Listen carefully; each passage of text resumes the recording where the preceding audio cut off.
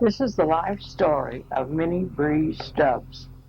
I was born in Newark, New Jersey, April 25th, 1911. Moved to Arlington Heights, Illinois at age 3. Went through high school in Arlington Heights and went into training at St. Francis Hospital in Evanston, Illinois. I graduated in 1932. I entered the Army in January of 1937. My first duty station was Fort Riley, Kansas. I stayed there for 3 years.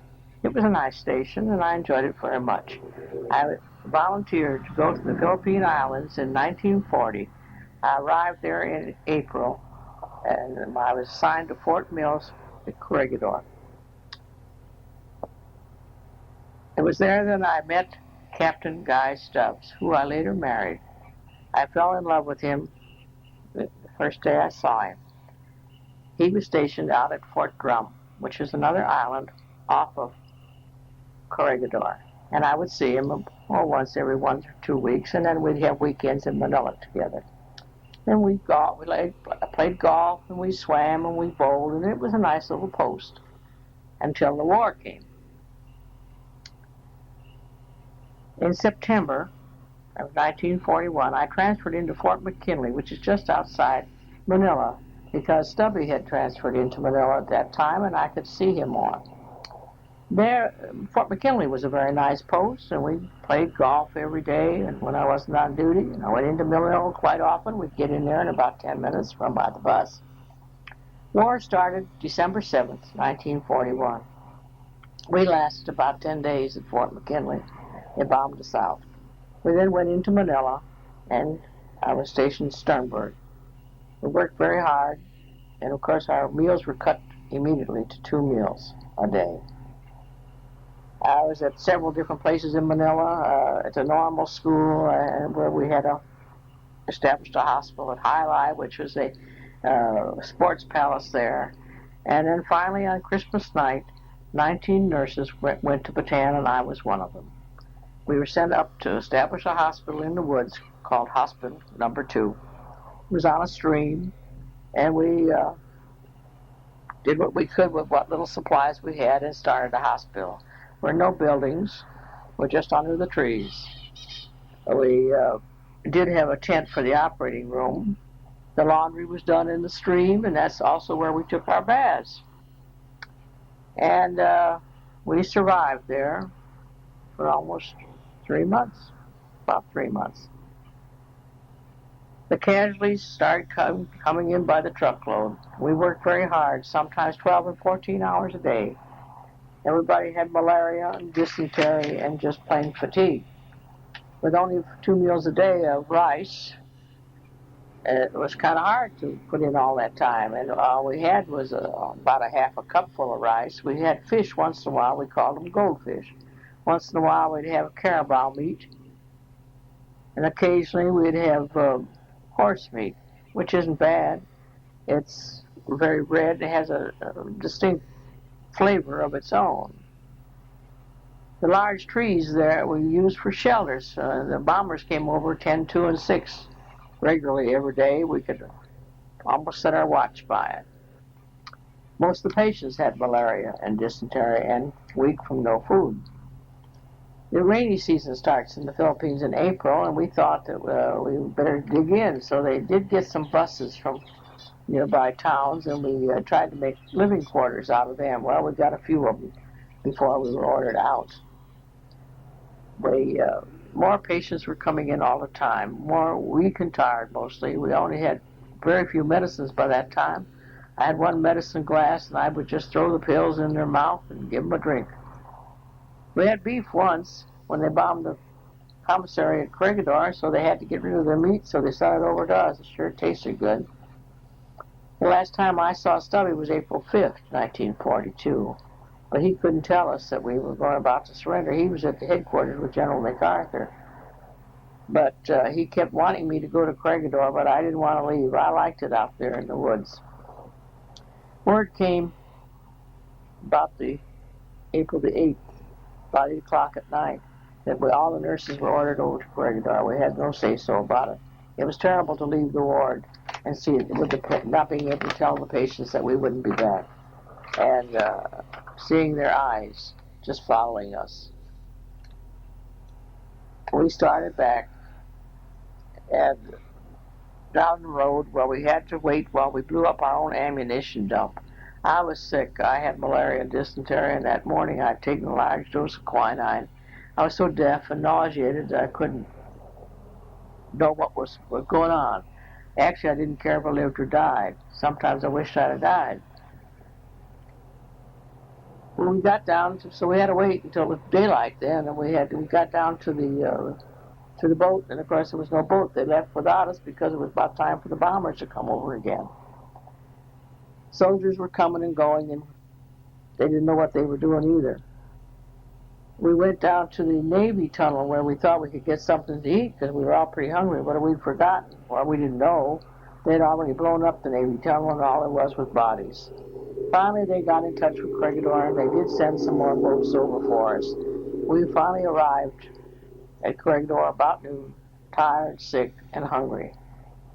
I couldn't carry my little musette bag, so I just left it on the road, and I just arrived with the clothes I had on. We went to work the next day. It was crowded in the tunnel, hot, and the lights would keep going off, the air conditioner would go off. Every once in a while, they would shell the entrance, and we'd get more casualties in. We all worked very hard. And very hot at times. Between shellings, when we have a breather, we'd run outside and get a breath of fresh air. In the evenings, we played bridge in the hallway, and General Wainwright used to come by every night and talk to us and try to encourage us. But finally, 6 weeks later, on May the 8th, he had to go forward with the white flag, and we surrendered. The Japanese came in rather quietly. They looked at surprise when they saw us. They didn't know what we were. They thought perhaps we were geisha girls. We stayed there in the tunnel until mid-July, and then we moved up to the top side to the old hospital. It had been badly bombed, but usable. At least it was hot. It was out of that hot tunnel. Around August 2nd, I believe, we were taken by an old cattle boat, I believe, into Santa Tomas in Manila. I only knew one civilian, and that was Mickey Shirk. I'd only met her one time. But when I looked at all those people in that camp, I thought I had to find me some friends. So I looked her up, and it's a good thing I did because she helped me later on in my camp life. They locked us up again when we got into San Tomas for 6 weeks because we were bad girls. We were taken to an old girls' school there, and they fed us twice a day. And they took us out to air us like a dog about 15 minutes a day. It took us about a week to clean the place up so we could even live there. We played games, talked mostly. One of the girls had brought a dictionary, a large one, Webster's Dictionary, and so we tried to make words out of all the different letters of the alphabet, and so it kept us from losing our sanity. Had roll call every day, and of course we did have a baby born, and it happened to be a boy. One of the nurses that her husband was with the military had been with us and was about to deliver when we were on Corregidor, but she did wait till we got in there. They let her go out to the Philippine General Hospital to have the baby. Well, of course, when she came back, that made one more on the roll call. Well, the Japanese couldn't understand that. How did he get in there? And we stood roll call, I think, practically the whole day, and I think they can only count up to 10, and then they start over again. But we finally got it through their head that he was born out there and came in. Finally, they let us go into camp after about 6 weeks, and we lived in a small building by ourselves. It was nice because we had our own bathroom. Hattie Bradley was one of our nurses, very clever, and she wrote short plays, and we had parties every week.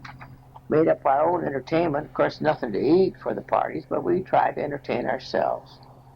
The girls' school where we had been staying was made into the large hospital at that time, and we took over. The Navy nurses had charge of the children's hospital and the TB. We ran it like a regular Army hospital. We had 2 large wards, one for the male and one for the female. We had a small operating room. We were able to do minor surgery. Didn't have much medicine, but we used a lot of TLC, which is tender loving care. We worked 6 hours a day for 2 weeks, and then we were off a week. But it took us that long to get our laundry done because everything had to be done by hand. We were washed in, they looked like horse troughs out in the back. Then you hung them up on the line, but you had to stay with them because people would steal your clothes. Finally, they moved us out of that into the main building because the women and the young children took over our little building. We had 3 rooms. There was about 21 of us in each room. They were all classrooms because Santa Tomas was an American university, quite large, had a big campus. Had to stand in line for everything, including the bathroom. There were about 5 shower heads in there, and 3 or 4 of you get under one shower head to take a shower. But you have to get up about 4 o'clock to get on duty at 7 o'clock. It was kind of bad for us for that reason. Had breakfast at 6 in the morning and supper at night at 6. You stood in line for everything. You got a cup of rice with water. We called it like a lugal. It was very thin. Sometimes we'd get coconut juice and talinum, which is something like grass. It tastes about like it. Cracked corn once in a while. Camotes, which are sweet potatoes. Our quarters were very small. Had 1 army cot with a 1-foot locker, 1 foot between. Some of us didn't have a little table or anything we could grab, a chair or something, and make into a table. Hung our clothes on the bed. And of course the bed bugs were constant. We were constantly trying to clean up our place, but you never did get rid of the bed bugs. We had classes. They had school for the children, all grades. And we had all kinds of classes. We had art, music appreciation, astronomy, mathematics, Spanish, German, and just anything you could just about think of. They had all kinds of instructors. We had professors and everybody in the world in that camp. As I said before, we had lines for everything. You stood in line 3 or 4 blocks long, and perhaps you'd get an egg. And then we got a ounce of salt once in a while, once a month, with rock salt. And I ground mine up and made it into, so I used it to brush my teeth. And I believe that's why I have my good teeth today. We knitted pants from brassiere out of store string. We used bamboo needles for knitting needles, even socks. They're quite comfortable. I brought a pair home, and they will be in the museum here in San Antonio when it is finally opened. Didn't have much soap.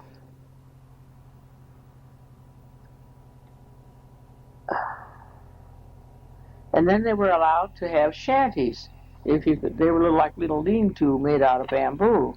But of course, we nurses didn't have much money, so we couldn't build any. But we made friends with some of the civilians that had money, and they could buy them, and sometimes they'd let us use them. And if you had extra food, you could go out there and cook it and at least get away from the crowd. And another nurse and I used to go out and take our little chairs and go out as far as we could, and we'd do some sketching. She was quite an artist. I really got my start in painting there, got my interest up. Didn't have any paints, but at least we could sketch. We had boxing at night, and played records, and sat outside, and they had plays, and people would get up and give lectures. That is the first 2 years. After the last few years, they didn't feel like doing much of that as the food got shorter. We did have radio, shortwave. We had some very clever electricians there, and they got a shortwave radio together, and we got the news pretty well. The men that took out the garbage detail had the radio. And we had maps for the war. We knew what was going on. I got one note from Stubby. Didn't say much, except that he was all okay and on his way to the Southern Islands. At least I knew he was alive. I got out of camp for 1 year. As I said, I met this Mickey Shirk, and she was out in a little Hospicio de San Jose. It was in the middle of the Pasig River. It was an old children's home, and old people's home that they let 120 of the sunshiners, we called them. They were the older men, the Spanish-American War veterans. Their ages ranged from 60 to about 80 or 90, and they weren't able to stand in line. And that's one thing I will say, the Japanese are good to the old people and to the children. They had 3 nurses there, and so and 3 orderlies. They needed another nurse, and so she asked if I would like to come out. Well, I jumped at the chance because I knew my clothes were out there, and I thought if I could get a hold of them, I could sell them and get some money. And if you have money, you can buy food at the black market. There'll always be a black market if there's 2 Americans together. Shorty Hall was one of our orderlies there, and he was married to a Filipino. She should have been in camp, but she stayed out because her family were quite wealthy. She's the one that sewed my clothes for me. He played bridge. He was an excellent bridge player, and poker. So he taught us how to play both, and at night, that's what we would do with our time. We'd had to go into camp once a month to renew our passes, and when we did, we would take notes in from the prisoners. It was dangerous, but they never searched the women. The men, they did, so the women did most of the note passing. Life was more pleasant out there at the hospicio. We were able to cook extra food when we got it, and a Spanish doctor came in to take care of the patients, and he was good to us. He would bring us food and do little things for us. After they made the landing, our troops landed in Leyte, however. The Japanese made us go back into camp in September of 1944. They were getting leery about the end of the war coming up very soon. We were very busy at the hospital then. People were dying all the time from starvation. They had very, very few medications. Rations were cut more and more. Rumors were flying fast and furious. One day I was out doing my washing, and I looked up, and the sky was just black with planes. I thought, well, it must be ours. I didn't think the Japanese had that many planes. About that time, we heard the bombs. They had hit the airfield not too far away. Then one of the planes flew very low over the camp and dropped his glasses with a note attached. It said, "The old witch is dead." That night, they played on the loudspeaker, "Pennies from Heaven," and we were just hilarious with joy. We knew it wouldn't be much longer. The Japs were running around like mad, trying to pack up all their belongings.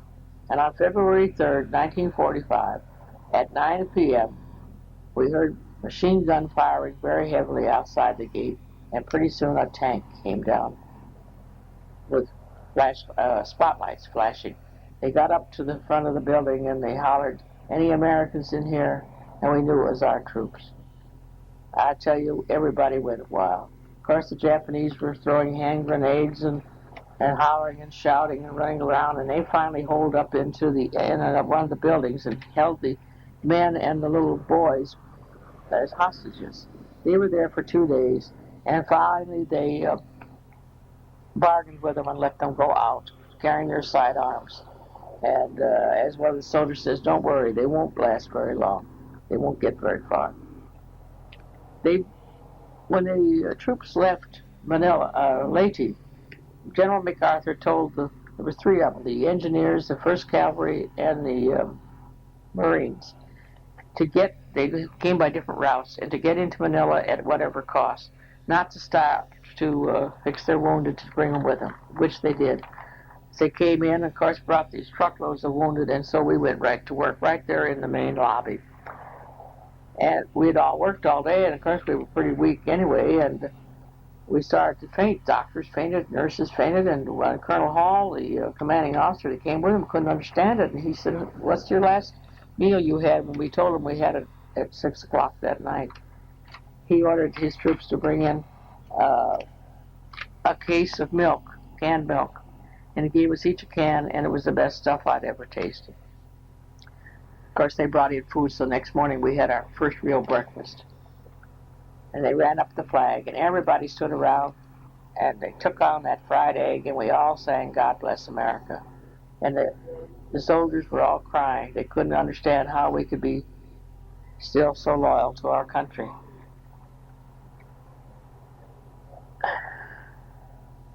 About 2 days after they came in, they started to shell us from the walled city.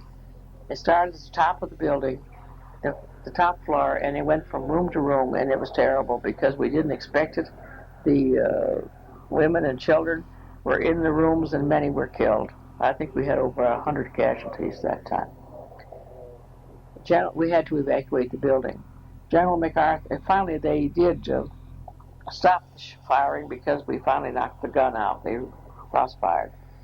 General MacArthur came in 2 or 3 days later, and he came up to the nurses' doors. He stopped at each door and bowed his head and said, "God bless you all. Thank God you're safe." We left camp February 12th. We were the first ones to fly back. We were taken down to Leyte, and we spent 10 days there while they sent down to Australia to get clothes, because we didn't have any warm clothes. And they brought us overcoats and warm clothes, and they wanted to fatten us up a little bit. We stopped along the way at several islands and had breakfast in the middle of the night and lunch and all there, and they fed us very good all the way back. We got to Hawaii. When we got off the plane there, the general said we all looked so tired that he insisted that we stay for 3 days in Hawaii. And they treated us royally, put us up in barracks at Hamilton Field. And they did a small physical on us then. Then 3 days later, we flew back to San Francisco, and we're taken into Letterman. And there we were given a complete physical. We were each allowed to call home. And then I left for St. Louis. I had 30 days leave. I went back to duty in June of 1945. My first duty station was Percy Jones Hospital, Battle Creek, Michigan. Stubby was liberated August 8th, 1949, after the atom bomb was dropped, because he was up in Japan at that time. I didn't know if he was alive or dead, but a friend of mine in Chicago saw his picture in the Chicago Tribune and sent it to me, and it was him. He called me then on September 30th. When he arrived in San Francisco, he took a boat home because he was tired. He was shipped to Walter Reed, and he spent a year and a half there, as he had picked up schistosomiasis. In 1947, he was discharged and was sent to duty at Fort Bliss, Texas. I was going to school down here at Fort Sam at San Antonio, Texas. At Christmas time, we took leave and went to Mexico, and we got married. I had to finish my class, which got out in February, and I joined him in El Paso. We set up housekeeping. We had 2 children, Susan, born in 1949, and Guy in 1950. We had a wonderful marriage and enjoyed our children very much.